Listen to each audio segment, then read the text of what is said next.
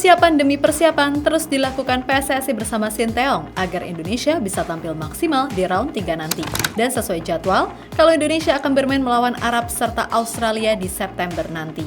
Jelas jika melihat dari sisi kekuatan di atas kertas Indonesia memang masih selevel di bawah. Namun bukan berarti peluang itu tertutup seketika. Sebab bagaimanapun PSSI bersama Coach Shin akan melakukan upaya apapun agar Indonesia bisa main bagus. Yang mana salah satunya jelas soal penambahan pemain. Yap, selain Martin Paes dipastikan bisa membela Garuda, kini prioritas selanjutnya tentu saja sektor depan. Dan bukan rahasia lagi kalau dua nama penyerang diaspora, yakni Ole Roumanie dan Mauro Zylstra, adalah nama-nama yang memang kabarnya akan segera nyusul pas ke Indonesia. Mungkin PSSI sendiri sudah melakukan manuver dalam mode senyap. Namun sepertinya, kabar soal merapatnya Ole Roumanie ini udah kadung banyak tersebar luas. Sesuatu yang pada akhirnya turut membuat Arab dan Australia, yang notabene adalah lawan pertama dan kedua Indonesia, langsung siaga satu.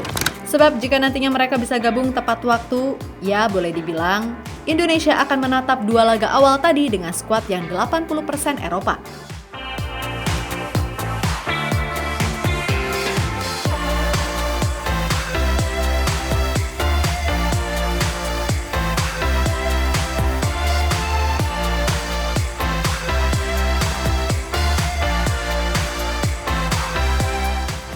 Tiada hari tanpa Mang Ole. Mungkin itulah narasi yang sedang banyak digaungkan karena ya memang proses Ole Roumanie ini adalah yang sangat dinanti. Tentu saja sebagai pecinta timnas Indonesia, kami sangat berharap kalau proses Ole segera menemui titik terang. Karena bagaimanapun kualitasnya dinilai sangat bisa mengangkat level timnas Indonesia.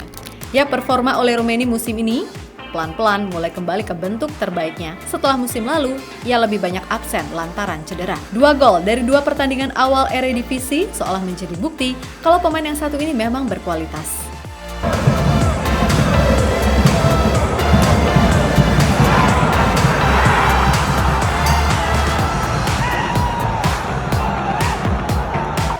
Van den Berg. Oeh, die scoort die bal. Daar is Toornstra. En dan moet dit de 1-0 zijn. Daar is de 1-0 van Roumanie. Yap, perihal Ole Roumanie tentu saja akan membuat lini serang Indonesia jadi makin tajam. Dan ia memang sangat diharapkan jadi solusi seretnya gol timnas Indonesia. Yap, boleh jadi bila ada Ole Roumanie, maka Coach Shin akan bisa kembali memainkan Rafael Struijk dan Ragnar Oratmangun sebagai winger. Bila sudah begitu, harusnya pola serangan timnas bisa jadi lebih variatif karena bagaimanapun ketiganya punya pergerakan yang sangat mobile.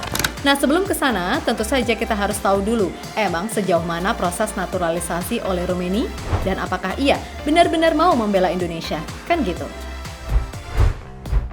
Yap, sebagaimana diketahui bersama, kalau salah satu pengamat sepak bola senior bernama Bung Harpa pernah menyepil perihal percakapannya dengan Ole Roumanie usai laga FC Utrecht melawan Venezia beberapa waktu lalu saat pramusim. Nah, di sana Bung Harpa menjelaskan kalau Ole sendiri berkata memang ada beberapa pertimbangan, tapi ia bisa menjamin kalau untuk saat ini arah prosesnya udah menuju arah yang bagus. Sedangkan menurut seseorang yang punya hubungan dengan PSSI, melalui akunnya yang bernama Sydney Dancho, menjelaskan kepada salah seorang netizen yang bertanya soal kepastian Ole Roumanie saat ia mengunggah foto bersamanya. Nah, menurutnya si Ole ini udah mau untuk gabung Indonesia. Akan tetapi perihal urusan lain, tunggu aja dulu info resmi dari federasi. Intinya, si Ole ini udah tahu banyak soal Indonesia dan ia pun juga udah follow-followan sama Pak Erik. Jadi ya tinggal tunggu waktu aja kejutan hasil mode senyap dari PSSI. Kan gitu.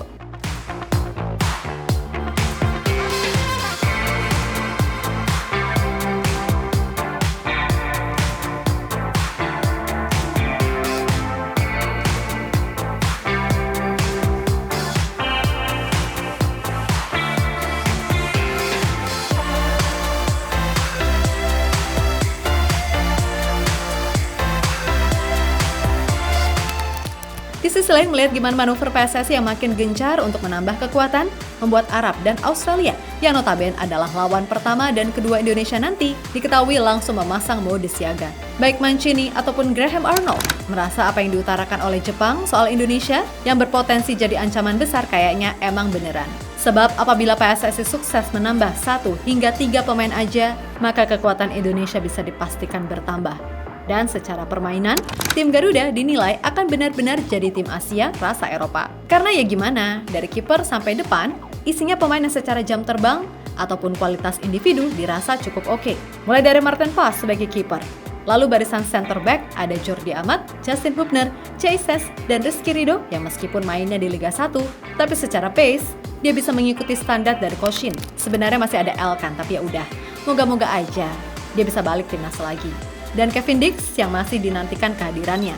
Selanjutnya di barisan back sayap ada pemain macam Sandy Walsh, Asnawi, Arhan, Shane Patinama, hingga Kelvin Verdonk. Kemudian di barisan gelandang ada Nathan Chu, Ivar Jenner, Tom Haye, Marcelino, dan mudah-mudahan si Eleanor Reinders atau Mike Lane bisa menjadi kepingan yang pas di lini tengah. Dan di barisan depan, moga-moga aja masuknya oleh Rumeni, Mauro Zilstra bisa semakin membuat lini serang jadi tajam karena di sana udah ada nama-nama macam Rafael Strijk dan Ragnar Oratmangun.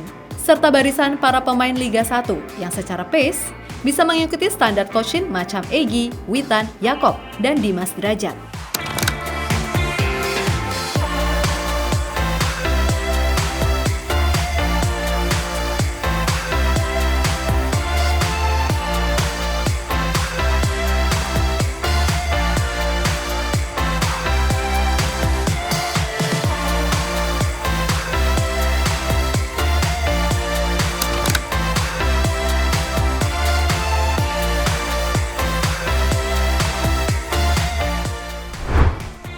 Yap, melihat nama-nama barusan, harusnya sih untuk minimal meraih 1 poin di laga tandang dan 3 poin di laga kandang.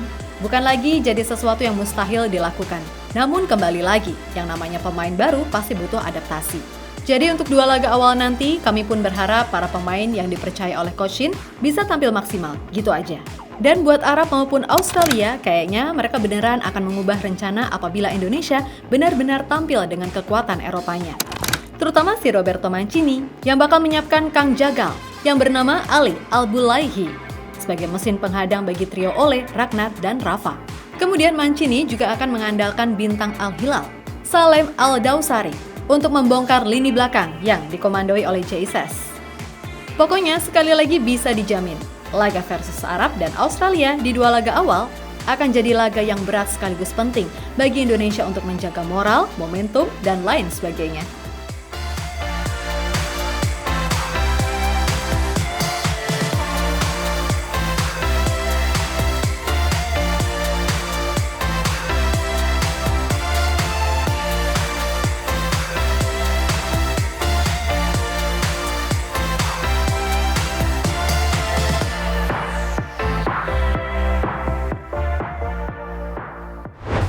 Tapi apapun itu, kami sekali lagi juga percaya kalau semua elemen timnas Indonesia udah punya plan dan hitung-hitungannya tersendiri.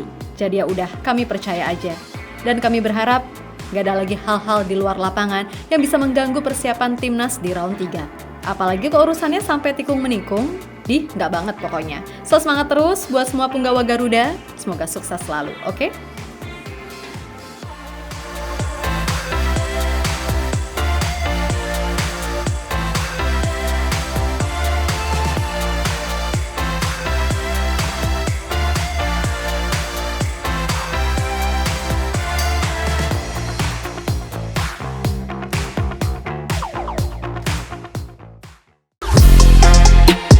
Halo, izin iklan sebentar ya guys. Jadikan ruangmu bernuansa timnas. Temukan beragam poster dinding, sepak bola dan timnas dengan desain menawan, kualitas premium dan harga yang tidak akan menguras kantong. Segera klik link Shopee di deskripsi video ini dan dukung timnas dengan sepenuh hati. Mulai dari dinding rumahmu.